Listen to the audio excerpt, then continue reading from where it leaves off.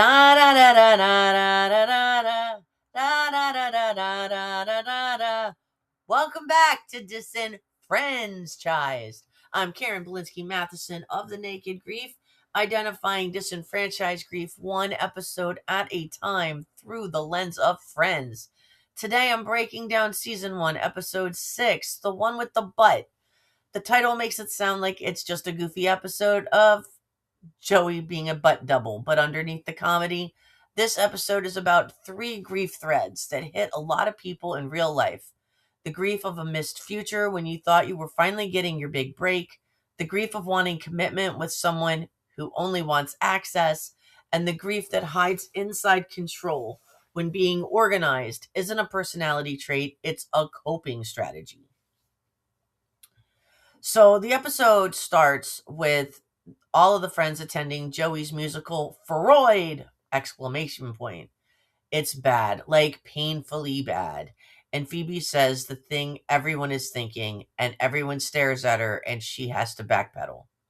But here's what matters. Joey is proud. Joey is trying. Joey is doing the thing he wants to do. And then he gets a business card from a talent agent.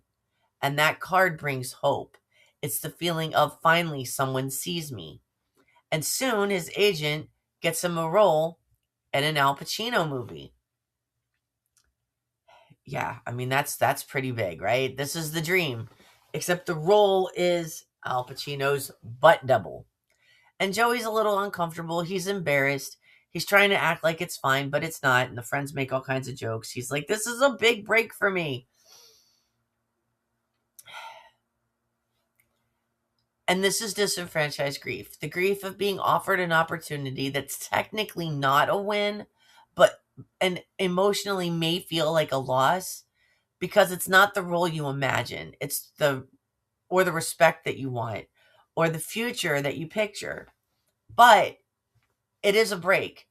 It is getting into a film that you can actually say has a big star in it. So it's a break, but it's also humiliation. And then Joey overacts. He tries too hard and he ruins it and he gets fired. And now it's not just embarrassment. It's the grief of a missed future. The grief of, I finally got a shot and I blew it. And the friends console him. They tell him his big break is coming. But that doesn't erase the grief. Because when you're the one living it, reassurance doesn't change the fact that you lost something that you were already mentally preparing to live. Now, while at this play, Chandler steps out of his comfort zone. He sees this beautiful woman and he finds the strength and courage to approach her. She's stunning. He trips over his tongue a few times, but he does manage to ask her out. Her name's Aurora. And they go on a date, and on the date, they have a wonderful time. They talk about everything until towards the end of the night, he finds out that she's married to a guy named Rick. And when he says, well, how would he feel about me? She says, I'm sure he'd be fine with it because he's okay with Ethan. And then Chandler has to ask, well, who's Ethan? Well, that's my boyfriend. So if you have a husband and you have a boyfriend, where do you see me in this? And she still wants to see Chandler, not for partnership, not for building a life, but for just fun and sex. And at first, Chandler thinks it's kind of perfect. No responsibility, no expectations, just all the good parts of a relationship. But then Chandler realizes that's not really what he wants. What Chandler wants under all the jokes is to matter. He wants to be chosen. And when Aurora's lifestyle becomes real, it triggers a specific kind of grief. The grief of being an option. The grief of being one of many. The grief of realizing you can't logic your way into being okay with something that hits your attachment system like a threat. And then Aurora tells him there's a 4th guy now, Andrew. And that's the breaking point.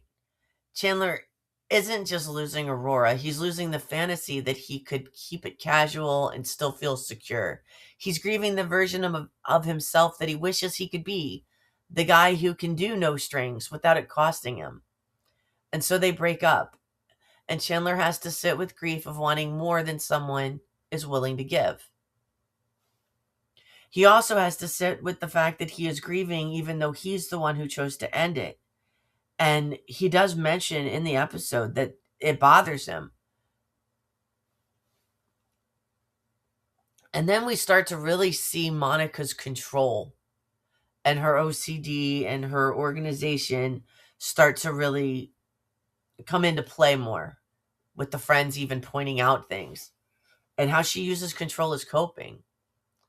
It's a quieter thread in the episode, but it's the one that a lot of people recognize in themselves. Rachel cleans the apartment and makes subtle changes to the living room, and she's all proud, but Monica just disapproves of it.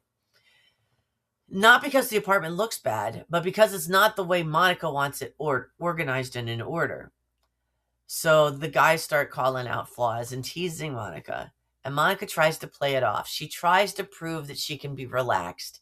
She even leaves sneakers out on purpose to seem less obsessive. But then she can't sleep. She's obsessing about needing to move those sneakers. This is control as coping. When your nervous system is overloaded, you don't always look for comfort. You look for certainty. And Monica's certainty is cleanliness, organization, and things being where they belong. So when Rachel changes the room, it's not about a decorating choice. It's a threat. It's a reminder that Monica isn't in charge of her own environment. And for someone who uses control to feel safe, that can feel like grief. Not dramatic grief, not obvious grief, but the grief of not being able to relax, the grief of always having to manage something, the grief of being the responsible one until it becomes your entire identity. So here's the through line of this episode. All three stories are about worth. Joey wants to be taken seriously and gets offered a role that feels like a joke. Chandler wants to be chosen and realizes that he is one of many options.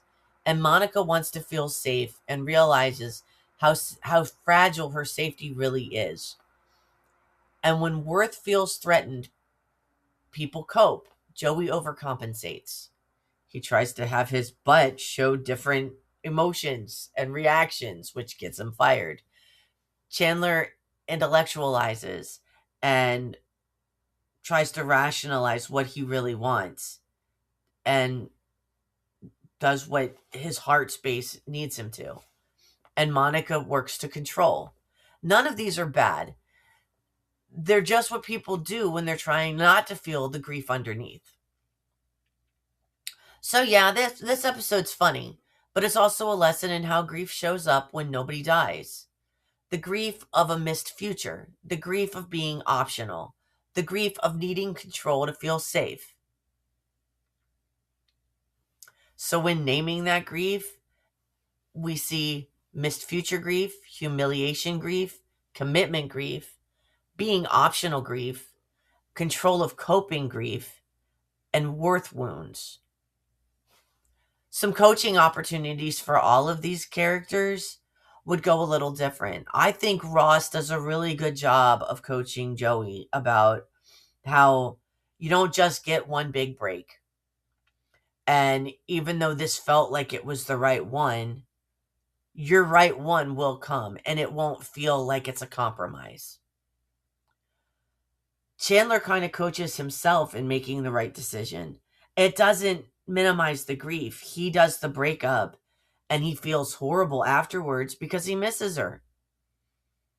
And that's valid. Even when we make our own decisions, when we quit the job, when we remove a friend, when we relocate, it's on our terms. We're setting those standards, but we can still miss what we once had. And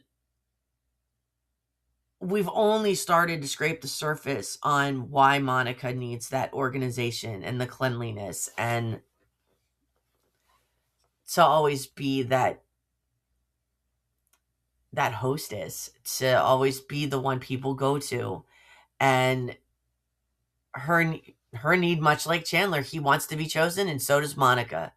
She wants to be the place that everybody comes to. So at the Naked Grief, we identify not just death, but job loss, career pivots, divorce, breakups, empty nests, moving, identity shifts, friendships ending, the loss of the life you thought you'd have. We offer support communities at the Naked Grief that meet you where you are without pressure, toxic positivity, or having to explain why it hurts. And what you'll find here is a private, judgment-free space to process what's changed, practical tools, prompts, and guidance that you can use right away. Multiple styles of support so you can choose what fits and switch if you need to.